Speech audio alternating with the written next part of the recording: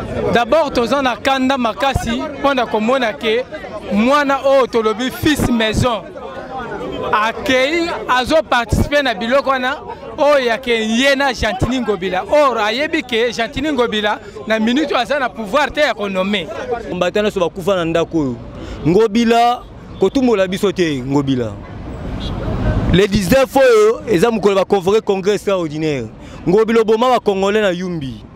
Pour biso ba combattant toko cautionner te mabe. Il ne faut même pas rêver qu'un jour Kabila reviendra encore président de la République. Sozo boula kozo boulé que Kabila va président Mboko ça là. Lui son il ne faut même pas rêver. La ba ventiro ba mesanaka la fois passée.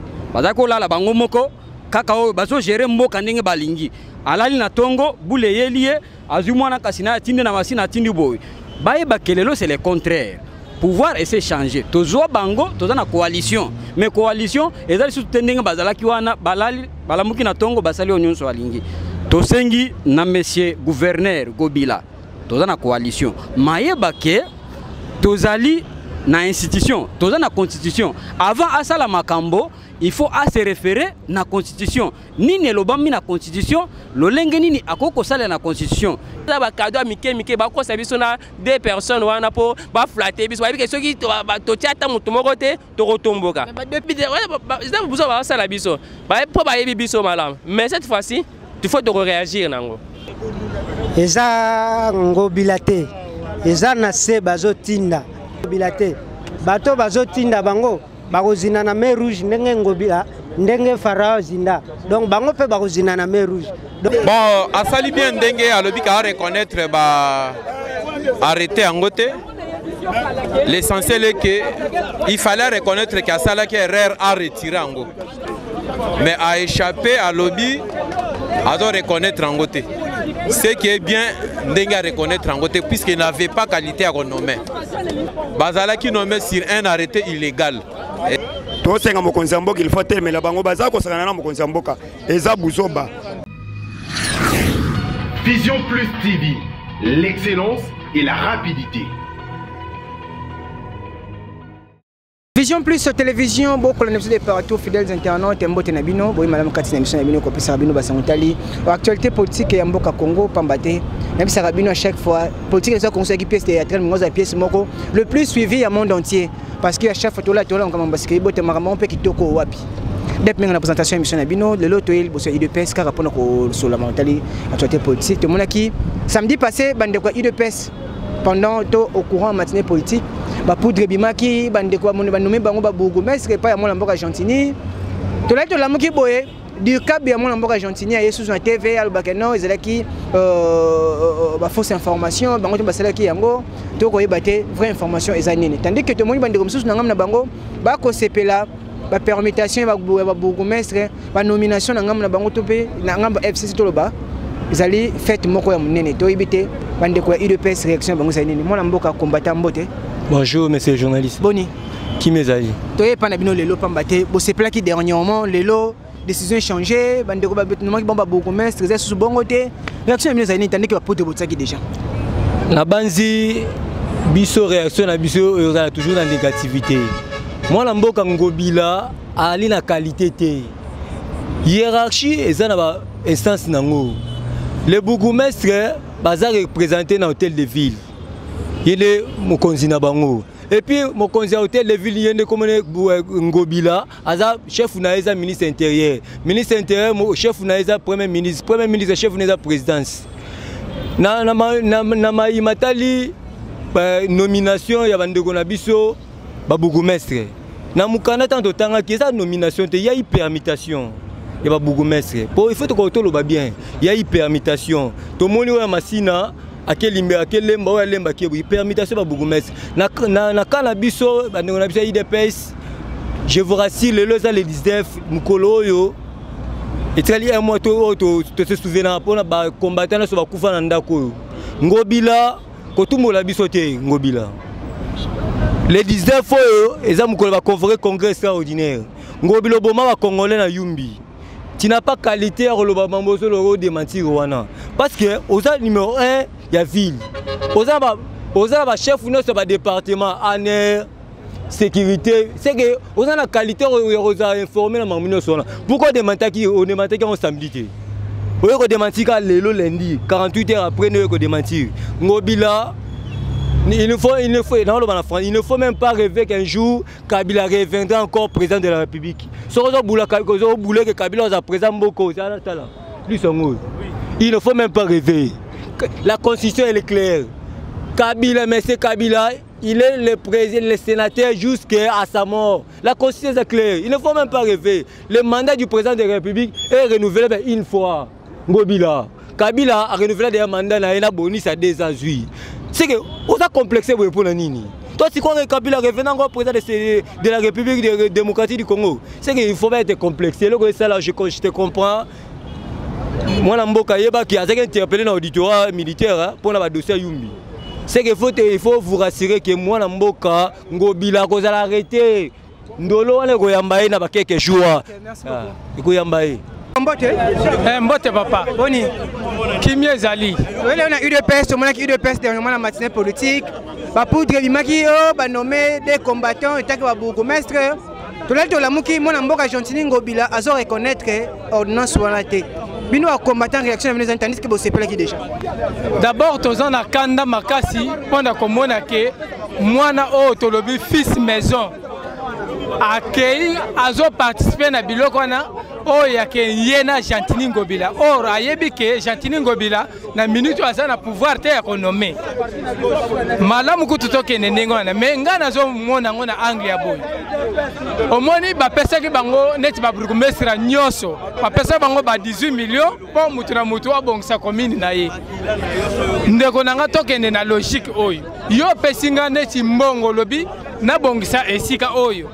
Na bandi ko bongisa nanu boye bo ditenga te po boye banda dépenser combien na salini na sanini boye bolongolinga mbala moko boche mutu mususu siko bilan wana ya utilisation gestion mbongo wana bokoye ko senga na mutu oyo ayesika to ayekala ezaka ka camouflage Gentini Ngobila asia bandi déjà pe ko lia ba mbongo na ye alinga ko isira ba gouverneur wana ber mais tozo senga na oyo ya biso nani Kabuya ameka kozonga sima akenda ka mbangu te politique tozoyeba ke tozaki ko bunda ta mulai to kota kinano te soko koti zala na sagesse moko boy bango bazoya na biloko mbele ko zala basincho eloko moko boy ba mvute yo nyoso na pona ko bebisa carrière na yo Kabuya azana carrière moko mulai me ameka te ko salira ngo po biso ba combattant to ko cautionner te mabe mais si je sais le côté ya moneka bandeko baye ba bisa ke non ba nomination bimi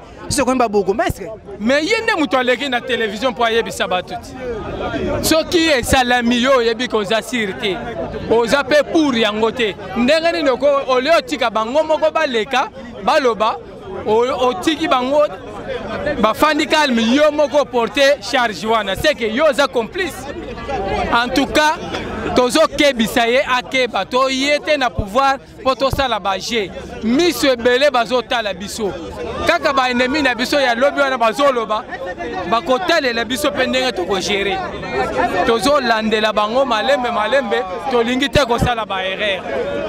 Merci. Eza pona ko lutter contre les antivaleurs ba biloko nyonso ya mabe oyo ezokomisa mboka na biso ya suka. C'est pourquoi tozana UDPS ce n'est pas par sentiment, tozana UDPS c'est pour aider l'héros national Etienne Tshisekedi na vision na ye ya wana biso tolobi que peuple là se prendre en charge. Pour na répondre na mutuna na yo UDPS ako se prena ba antivaleur lokolo wana te. UDPS baza bato yo bazo viser changement ya mboka oyo. Batulokola Gentini Ngobila c'est un gouverneur, il n'est pas habilité, il y a que ça là, nomination et puis nomination à sala azo wanganango, c'est-à-dire ce ne sont pas des gens radicaux oyo et cause à l'exemple du peuple congolais ou bien il y a jeunesse congolaise. Maintenant tu as vu que Gentini Ngobila passé na ye à Outina Yombi, vous savez ce qui s'est passé, on ne peut pas entrer dans les détails, mais c'est que moi je peux répondre UDPS avec l'idéologie de l'Etienne Tshisekedi à cause de la biloko anate, ça sont des antivaleurs. UDPS c'est que Gentini azali na habilité à nommer. Mais tandis que le samedi, bon c'est pas qui va poudre tamaki wana va c'est pas qui mais to éviter qu'est-ce qui s'est passé aujourd'hui? Na assure que biso nyons totangi. Na ba classe ata para yebi que moi na ya tanga il y a aussi les clubs ba to famille na ye ata zui na 51% ba ko sepela. To yebi culture na biso. Mais UDPS à cause de pélété, bah combattant baza ebélé ata otambisimi. Donc c'est pélété biloko anate nous sommes en train de soutenir la vision du chef de l'État. On a ko déboulonner bah système non sur la dictature na mboka na biso. Le déplacement sali ba beaucoup permission sali ba beaucoup mestre. Yo étant que combattant au monde yangondé tandis que quand quand même tu peux pesa mbongo akini bopeto mais ba sali bilan té tout lamba mba permettre ba beaucoup mestre. Oui, na ba permutation pour moi que mon toisana vision a été un projet de société sur quelques permutations il faut d'abord évaluer dans le bateau parce que bah à peu près 17 à 18 ans bah tiki bilanine tant qu'on permette au PC mbongo bah PC kwana balandela tate ke mbongo wana zo sala musala lelo tozana limeta ba mitu kezo tambola na elongi Argentine ngobile soit disant kini bopeto mais na leki na commune ya limité mais il faut que tala na ba pano ba mina ni wana ba poussière ba mitu kweza wana poubelle na ba carnivore wana il faut ba bana na commune ya limité o eza lokole miroir ya république sans compter d'abord Gombe ozomon ba biloko wana permutation il faut d'abord évaluer dans le bateau za sur place ko yeba ke ba travailler ndeni nani a kokisi musala na ye nani o ba ko changer à la longue pour mboka na biso comme propre mais dans vision à sali eza ba biloko par sentiment abani ko buka ba mesa ba mama to moni solution te lelo abani mbongo apesi bato mbongo ezo sala bango mukusa mbongo ba yiba mais to yebi que mboka congolais a kozwa conscience mboka ekende liboso. Merci beaucoup. Merci. Pona musala o bozo sala tozana sengo mingi natana biso puisque presse et compensa libre ezo sa musala nango comme il faut pona ko pesa éclaircissement na ba dossier nyonso ezali politique puisque na Congo lolenge oyo politique ezali ko kende eza susu lolenge oyo ezo kende sikoyo te. Je pense que na tango akala ezali na bato ebele balala ina bango pongi mais tango oyo président Félix azui pouvoir ebele abato bazali ko kipe ata mambo politique te mais bango nyonso bakomi kolanda lolenge nini makambo eza koleka. Pour le problème il y a nomination il y a ba bourgmestre biso na UDPS toza dessus. Toza dessus pourquoi puisque selon Obiso Toyebi mutu waza na pouvoir ya ko nommer ba bourgmestre ezali président de la République. Donc gouverneur azali na pouvoir te ya ko nommer ba bourgmestre. Mais to kamwaki ndenge tomoni bourgmestre nani gouverneur a nommé ba bourgmestre lokola comme si ezalaki droit na ye mais par après yemoka lisusu aye susu awangani yango toza pe surpris.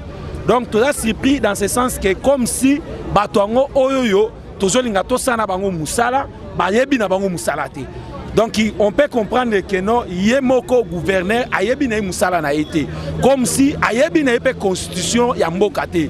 Donc toza dessus que toza na gouverneur moko oyo ayebi constitution ya mboka te lolenga ke na makambu biso toyebi keza makambo ye asalaki puisque ba preuve ezali na ba bourgmestre oyo ye a permitaki ezana moko kuta leki na top Congo lobaki ke non ye azali na lettre ya transfert na ye mais comment ye akowangana donc tozokamo bino bande kwa UDPS to mona ki besoin d'information sans vérifier ba pour directement ki na matinée politique réaction zani te biso toza dessus na matinée politique wana toza bato IDPS mais toza ba sentimentaliste te toza ba sentimentaliste te puisque IDPS eza parti ya mutu te IDPS eza patrimoine national eza mutu moko te abanda ko engager IDPS na lolenge na ye toza dessus par rapport ya makambo esamaki na matinée toyebi ke no eza ba problème moko eza interne ya biso moko en famille toyebi ke toko kabola ba responsabilité mutu oyoyo asali mabe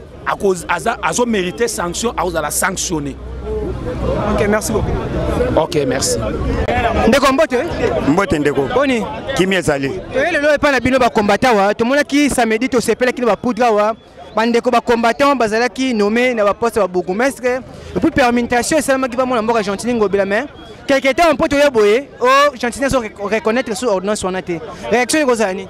biso eloko ngobila sali wana biso tosepeli nango te eza nango normal te tosenga mokonzi ya mboka il faut telemela bango baza kosakana na mokonzi ya mboka eza buzoba eza na eloko ngobila za na compétence te ya konome ba bourgmestre sans fois ko consulter président sepela kino liboso bataki ba poudre wana tochaki yango na sentiment na biso to yebaki te bato musu bayebi makambo ba poudre wana te za makambo ya CG mutu asaki ba sentiment na ye wana ya ko présenter biso ba bourgmestre sans fois président république ayeba te mais ye fa yebaki te ye kamba mo il paraît que balandi na chaîne nationale de autres na chaîne nationale ko landa ndeni soki ya ordre ya mokonzi mboka te ngobila avant ça il faut makambo ele ke pas président république ngobila za na droit ko nometa za na droit ko sala permutation ya ba bourgmestre mais bandeko ba sepeli bandeko mso FCC ba sepeli ba permutation wana za permutation te eza buzo boyo basali to sepeli nango te to sengi na mokonzi mboka il faut la que bo mokonzi atelemela bato bazo luka ko minimiser pouvoir na ye.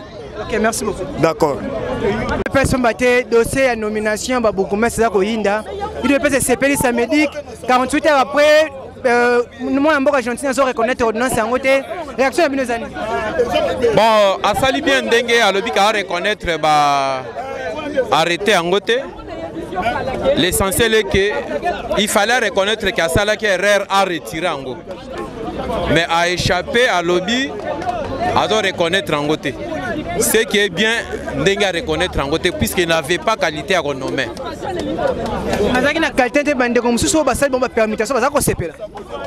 Bato basali bango ba permutation na ba nomination ba bande ko sepela mais bazala qui nommé sur un arrêté illégal.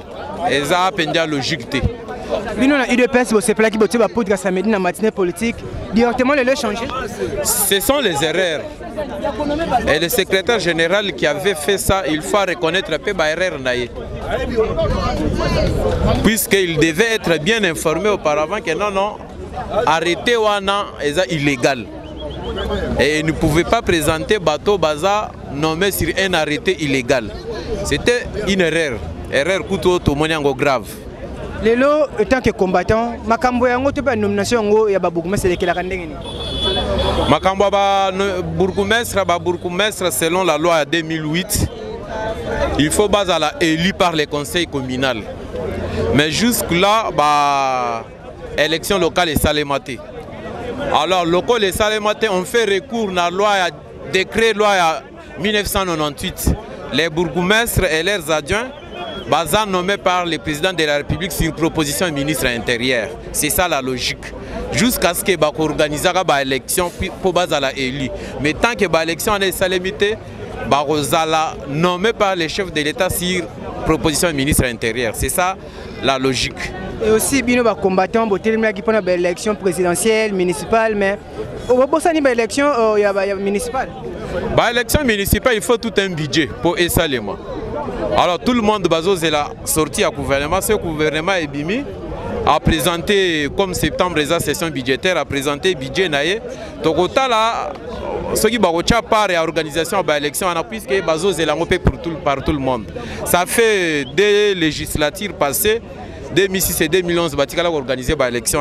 Mais les souhaits à tout le monde est que et ça les malheurs, tous les la sortie à gouvernement pour décaisser les fonds et organiser l'élection. Ok, merci beaucoup. Ok, merci. Le dossier de nomination et permutation et beaucoup de UDPS pour se placer samedi dans la matinée politique, pour de Sopani.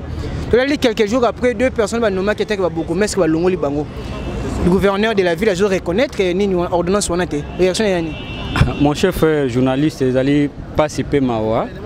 Namboka Oyo, Moutuloko la Gobila, Aza ancien gouverneur, c'est-à-dire Aza peut membre à FCC, alors l'acceptation que non, Aza na maturité politique, Aza na savoir-faire.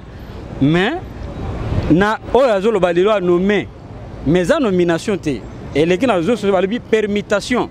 Tout le monde est pendant que Bourgmestre à côté, Aza qui a côté à côté. Mais de l'autre côté, est commis à nommer.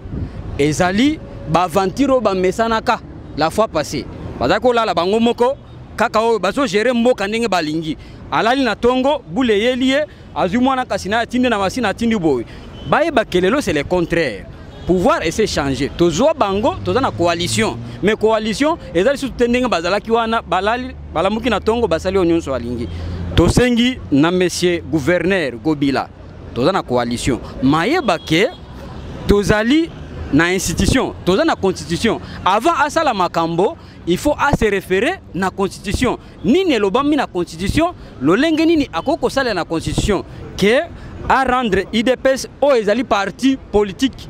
Oh, ils allaient plein de maturité, batu bakola, batu balenda, voire même combattants ya mulongo ya selile. Ceux qui ont tout nié, na IDPS, à la maturité peut-être qu'on les kangobila. Parce qu'aujourd'hui, à notre niveau, na oya sali, abimi mwana muke, na niveau ya ko gérer mboka lokola RDC, tout un grand parti, tout un grand continent.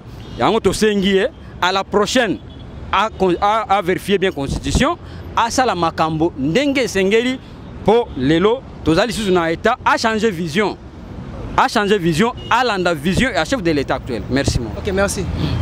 Lelo tolo bela makambo ya nomination na permission ba bourgmestre tout le monde qui IDPS de ngomba sepela ki lelo décision quoi est que bosana bino no ba nommer ba to IDPS ba bourgmestre te.